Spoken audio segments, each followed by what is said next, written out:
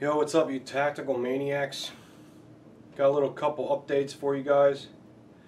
Want to talk about things I've got and things I've bought, shit like that.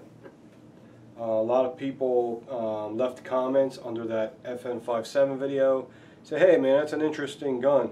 Can we see it up close? Can you show what the insides look like and all that? Yeah, if you want to. Don't judge them by the initial comments. I didn't think anyone really wanted to see anything about with the F7.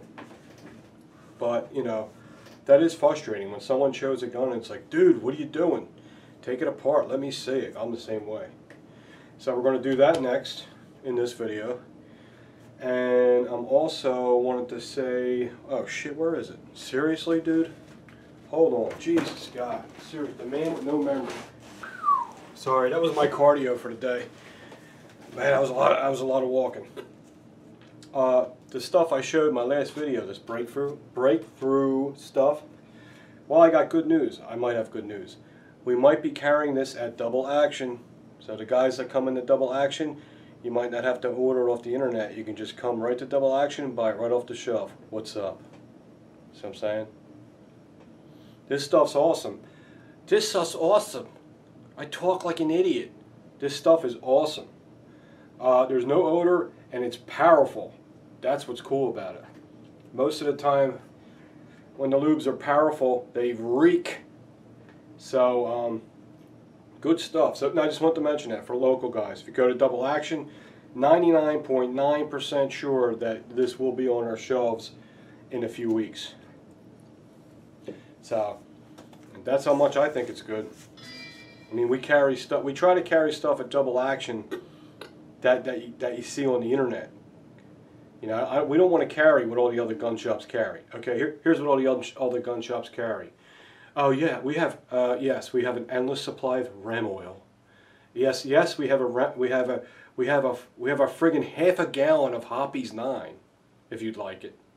You know, that's typically what they all carry. You got any frog lube? No. You got any ballistol? Oh no.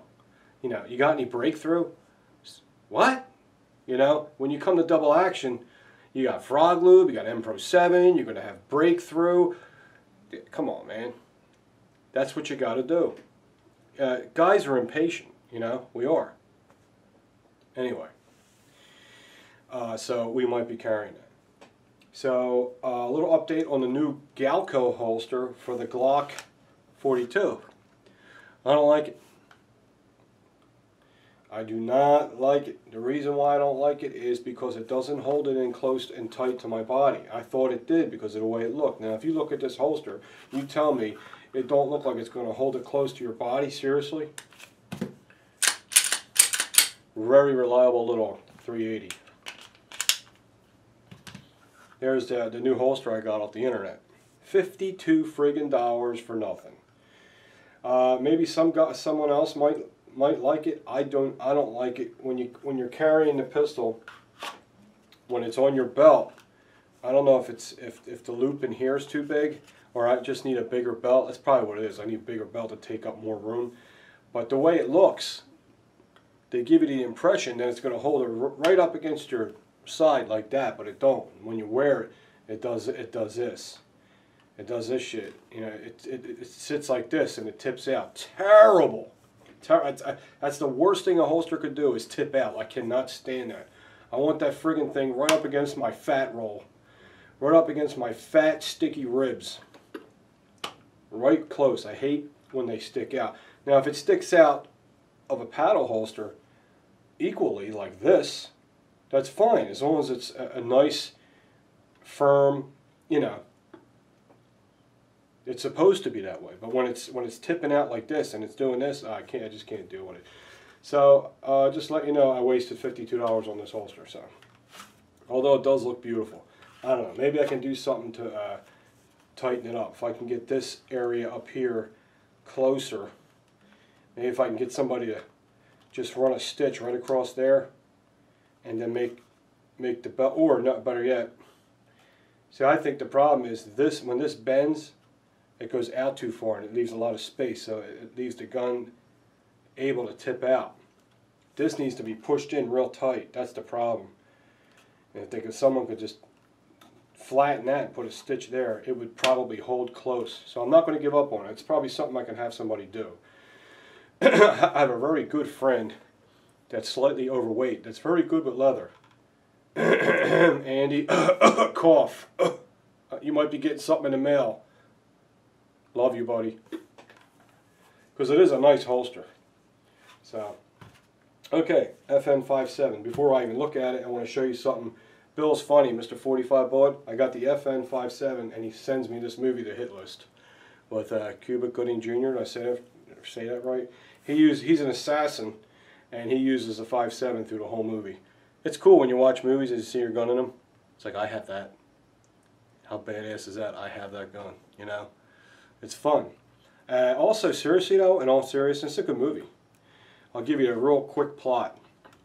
What happens is, this dork comes in a bar, and then Cuba Gooding Jr. is sitting there, and Cuba Gooding Jr. says to him, what's 5 people, if you had the chance, or if you had the power, and you wanted to get rid of 5 people, who would they be? And he wrote down 5 names on a napkin. Then the guy got up to get a drink, and he turned around, and Cuba Gooding Jr. was gone. It's you know, that's how it starts. So you figure out the rest.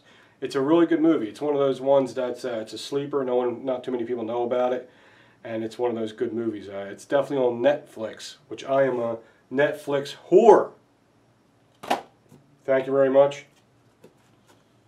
Anyway, FN57 up close, so let's do it.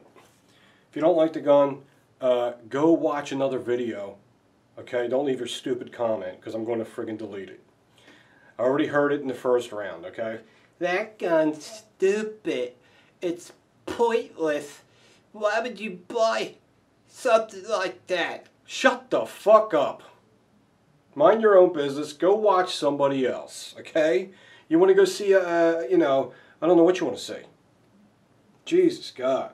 Does every video have to be a Glock 19? Does every video have to be a Glock 21 or a 1911? God forbid if something different and unique shows up.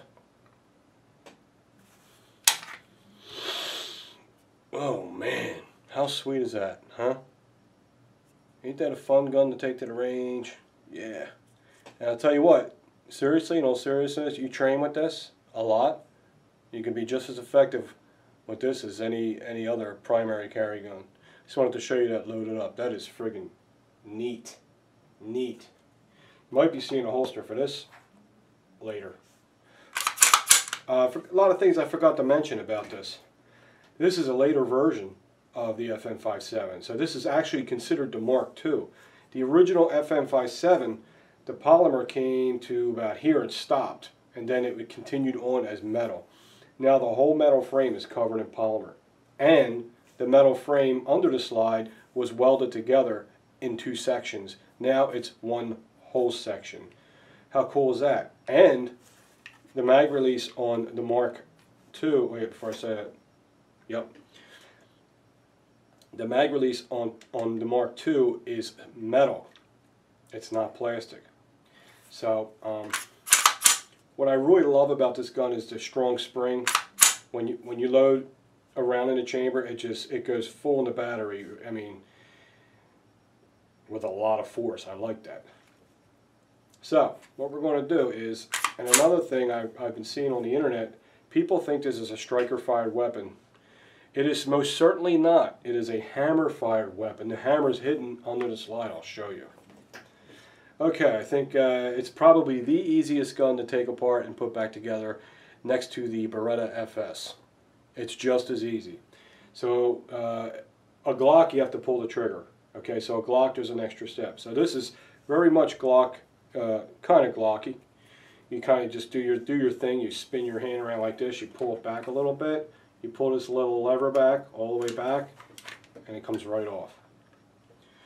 Just like that. Now, if you look at the internals, it's very. I see a lot of Glock in here. Okay, and there's a guide rod there. It's kind of flat and it's steel. Everything's steel where it needs to be steel. That's beautiful. FN makes very high quality firearms. That's why I didn't even hesitate to buy it. Like I told you in the last video, most unique guns, or you want to call them a gimmick kind of gun, are made by low-end firearm companies. Okay? Firearms companies.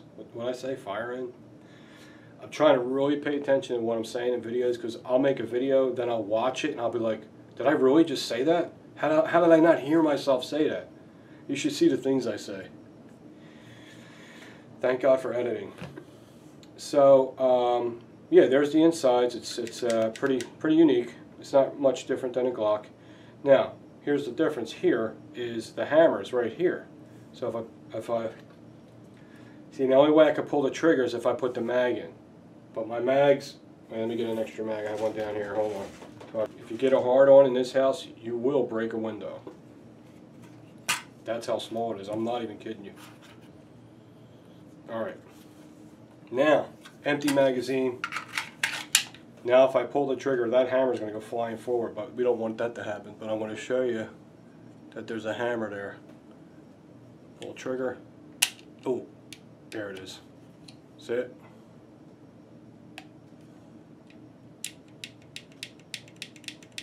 It is a hammer-fired weapon, not striker-fired.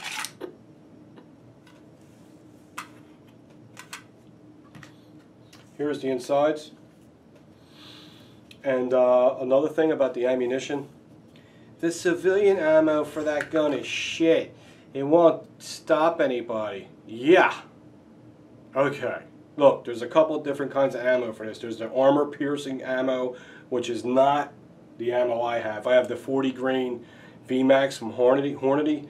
That's just your regular firearm ammo, self-defense, good ammunition. Alright, it's not supersonic like the red stuff and all that.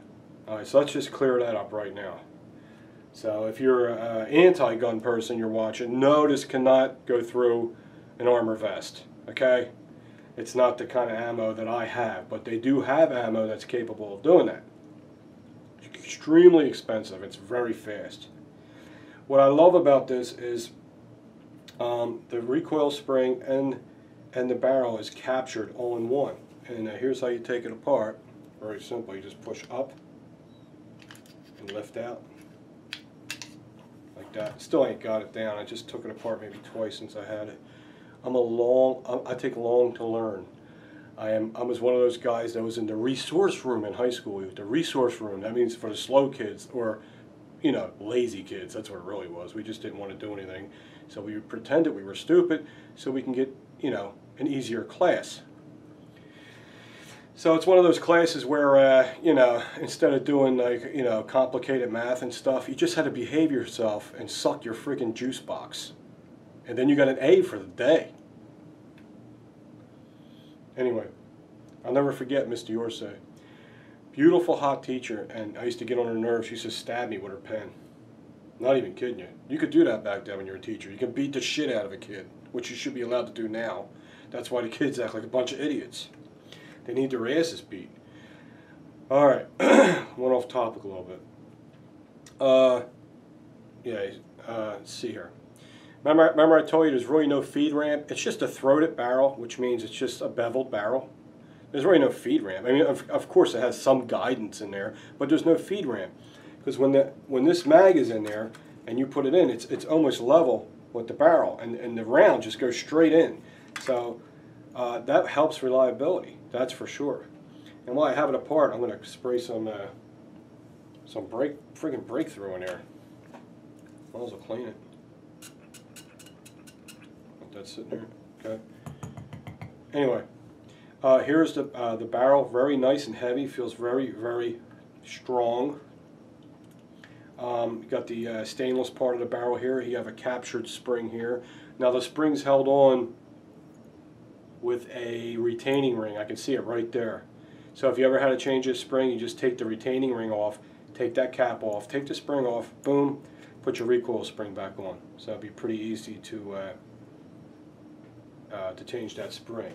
What I will do is, because I'll probably shoot this a lot because it's a lot of fun, I will get another recoil spring, a backup spring.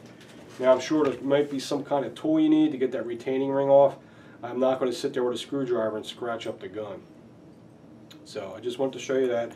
There's the slide. Now the slide is, as you can see, polymer on the top, and it's all steel inside. One hunk of metal. So it's made very, very strong, but it's extremely light. I could just imagine carrying this at work. I mean, it's, wow, it's dirty. It's probably super, super light. So I don't know. I don't know if I'll carry this. I don't know. I had to shoot it for a while and, you know, do a little bit of training with it just to get familiar with it before I'd carry it at work. Right now, I mean, I love my Glock 19. To me, that is like, in my eyes, to me, that is the complete package. If you want a good 9mm, a Gen 3 Glock 19, to me is just like, that's it. That's the one, you know, for as far as 9mm go. So that's my choice. I've had so many guns. You guys been watching my channel for years. I've had them all. I mean, I almost had them all. How many different firearms have I had? That 19 just will not let you down. It just never lets me down. It's like a gay friend, right? It's always there for you. Okay, so while that's, I'm going to pull a snake through that. Might as well. And I'll probably edit this out because I'm going to waste a lot of time trying to find my 22 snake. Unless I find it quickly. Oh, here it is. You got to love these bore snakes, baby. If you don't like spending a lot of money on them white patches, we sell these at Double Action. These Viper bore snakes, they're freaking sweet. They just make it so much easier and they get your gun spotless. So I just use a 22 caliber snake for this. Just pull it through like, what, 6 times? But if you're interested in an FN57, you think it's a lot of money, it might not be worth it to you. It might be, you know, it might be stupid gun for you to get. But if you're really into it, what's good about them is it's not just a, you know, it's not just some gimmick gun. You're actually getting a high quality firearm. You're not getting some goofy gimmick thing that costs you all this money. It's actually going to service you well if you want it to. At the same time, that's what's cool about it. Let's see what we got. Oh yeah, yep, nice and shiny. So that's all good. That's pretty much it. I will just put this back together. I only put like 20 rounds to it, so I'm not going to like thoroughly clean it. I'll do is oil it a little bit. But that's the insides. Pretty much a throated barrel, which is, you know, not really a feed ramp, just like a funnel. But there's not a lot going on with this. You know what I mean? It is very simple. This is as far as I know about it. I mean, the more I get to learn, the more I learn about it, the more I'll let you guys in on it too. I will share the knowledge I, you know, research. When I research, what I learn, I'll pass it on to you guys. Now, when you put it back on, I think you just drop the slide on, just like that. Whoops, just like that. Yeah. Just put the slide on till it's flat from the beginning to the end, and just pull it back. That's it. It's just as simple as a Glock. So I'm definitely gonna get some more rounds through this bad boy. Empty mag. Empty, empty, empty. There we go. So, there's your up close with the FN57, and here's what I think of the new holster that I got off the internet.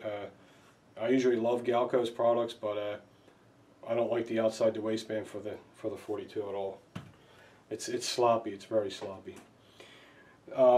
Another thing, the Through Night company, the flashlights I've been doing reviews on, we're going to do a torture test video with a shotgun, but I'm just trying to find a shotgun mount that'll fit on my M4 or my 590. As soon as I get one of them, we're going to put the Through Night weapon light, which should be right there. Where is it? You got to be freaking kidding me! It's not there. I don't know where it is. Probably fell. We're going to put it on the shotgun and we're going to shoot the piss out of it. We're going to use buckshot and make sure it recoils real good. And we'll see if that light flickers or goes out or anything, okay? Alright guys, talk to you soon.